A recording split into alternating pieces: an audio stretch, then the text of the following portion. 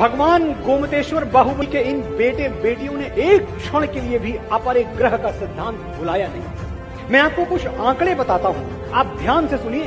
हमारे देश में 16,000 गौशालाएं हैं जहां गाय की सेवा मां की तरह की जाती है। इनमें से 12,000 गौशालाएं अकेले जैन समाज संचालित करता है। इस देश में जितना दान दिया जाता है, जितना भी दान दिया जाता है, उसका 62% हिस्सा अकेले जैन समुदाय दान करता है। देश के इनकम टैक्स में कंप्लीट जितना भी इनकम टैक्स सरकार के खजाने में जमा होता है, उस इनकम टैक्स में 24% हिस्सेदारी जैनों की है।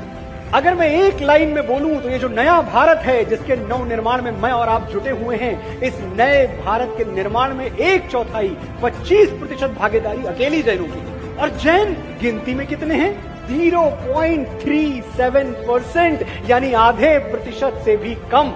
तो अगर मैं ये बात कहूं कि देश की तरक्की में, देश के विकास में, नए भारत के निर्माण में सबसे मेजॉरिटी कंट्रीब्यूशन उस माइनॉरिटी से आता है जिसे जैन कहते हैं, तो गलत नहीं है। आपके सत्कर्मों ने जैनों की एक नई परिभाषा गढ़ दी है। जो अपने दुख में रोए उसे नैन कहते हैं, और जो दूसरों के दुख में रोए उसे जैन कहते हैं।